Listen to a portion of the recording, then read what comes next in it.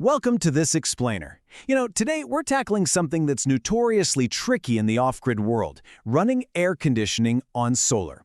Instead of just guessing, let's dive into the actual energy math required to power a 1.5 horsepower inverter AC and see what the numbers really tell us.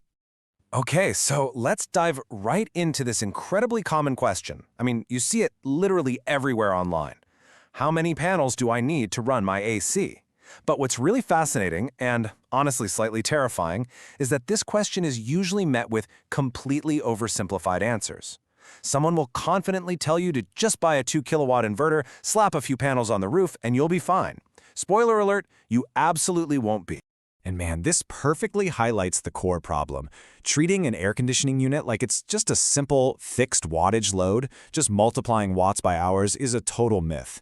When we ignore the complex engineering reality of daily kilowatt hours, duty cycles, and real-world efficiency losses, we are literally setting our systems up to fail. Air conditioning is a massively energy-intensive process, and sizing your solar array is really about balancing daily energy, not just looking at a single peak wattage number. To get this right, here's our roadmap for today. We're going to debunk the sizing myth, calculate real inverter AC demand, run the solar array sizing math, look at battery and inverter requirements, and finally cover critical safety and protection. Kicking things off with Section 1, the solar AC sizing myth. Let's see how ignoring the math leads to real-world disasters. Look, if you base your build on generic YouTube advice, you're putting some seriously expensive gear at risk.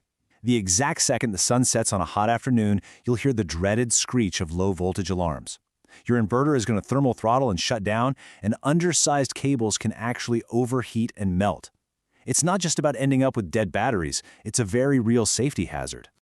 Moving right along to Section 2, real inverter AC demand. This is all about those variable power draws.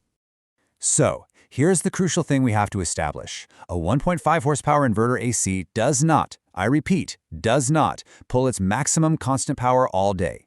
Unlike older traditional units that slam fully on with a massive power surge and then slam fully off, inverter compressors are way smarter. They feature a soft ramp startup. They continuously adjust their speeds, modulating based on the heat in the room. When the room is hot, compressor speed and power consumption rise. But once the room stabilizes, the power usage actually drops significantly. Because of this constant shifting, we must estimate an average daily consumption instead of just relying on a peak wattage number. Depending on your climate and room insulation, an inverter AC might draw anywhere from 700 to well over 1,200 watts. Just for our calculations today, let's assume a realistic active cooling average of 1,200 watts. Now, if your AC runs for 8 hours a day, we just multiply 1,200 watts by 8 hours. That gives us an actual daily energy demand of 9.6 kilowatt hours. Boom! This is our magic number. This is the exact amount of energy our solar setup literally has to replace every single day. Which brings us to Section 3. Solar array sizing math. Let's engineer an array to actually replace that energy.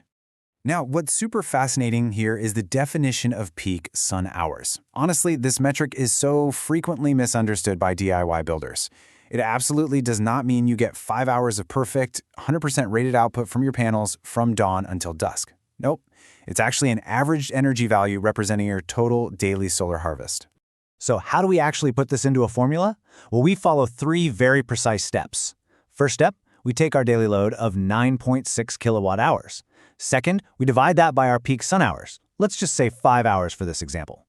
But Step 3 is the absolute secret to a system that actually works in the real world, applying a realistic system efficiency. Look, no solar system is 100% efficient. It's just physics. You lose power through panel heat, wiring resistance, inverter conversion, even just dust on the panels. So we factor in a roughly 80% efficiency rate to account for all these real-world realities. When we actually run that math, so 9.6 divided by the product of 5 peak sun hours and our 0.8 efficiency, it reveals a minimum theoretical array of 2.4 kilowatts. But let's be real. Theoretical isn't going to cut it for off-grid survival. Because weather changes and clouds happen, professionals typically bump this number up, sizing the array to 2.5 or even 3 kilowatts. Doing this builds in a super reliable safety margin against those cloudy days and the inevitable aging of the solar panels. All right, shifting gears to Section 4, battery and inverter requirements. Let's talk about storing and delivering that power. Let's look at a standard 48-volt, 200 amp-hour lithium iron phosphate battery. On paper, it stores 9.6 kilowatt hours. Sounds completely perfect for our 9.6 kilowatt hour load, right? Well, here's what happens in practice. Because of safe depth of discharge limits designed to protect your very expensive battery, you can really only use about 80% of that capacity. With a 20% unusable depth of discharge, only 7.68 kilowatt hours are actually available to you. This perfectly highlights why this battery alone cannot support our 8-hour AC run without significant, simultaneous daytime solar power coming in to take the load off. And you might be wondering, why strictly specify a 48-volt battery system instead of the standard 12-volt you see everywhere? Well, because an air conditioner is a massive, continuous load. Utilizing a 48-volt battery bank dramatically reduces the continuous current traveling through your wires. Lower current means significantly reduced cable heating, way less voltage drop, and vastly improved inverter efficiency. To really ground this math in physical stakes, imagine a 2,000-watt total inverter load running off a 48-volt system. It pulls roughly 41.7 amps. But when you factor in inverter inefficiency and cable losses, that continuous DC current easily approaches 45 to 50 amps. Pushing 45 amps continuously for 8 hours generates serious, sustained heat. Now imagine if you tried this on a 12-volt system. No way. You'd be pushing nearly 200 amps. That is incredibly difficult to manage safely. Which perfectly tees up our final section, Section 5, Critical Safety and Protection. We have to manage this high current safely. Listen, a short circuit in a high-capacity lithium battery bank can release an absolutely enormous, immediate fault current. Without properly coordinated DC fusing, correctly sized breakers, heavy-duty battery disconnects, and properly rated conductors, that continuous 45-amp draw we just talked about becomes an immediate fire hazard, especially inside an enclosed battery compartment. Plus, your inverter and batteries are definitely going to generate heat under these sustained loads, making adequate ventilation absolutely critical to prevent thermal throttling or, worse, catastrophic failure. So, bringing this all together, here is our final engineering summary.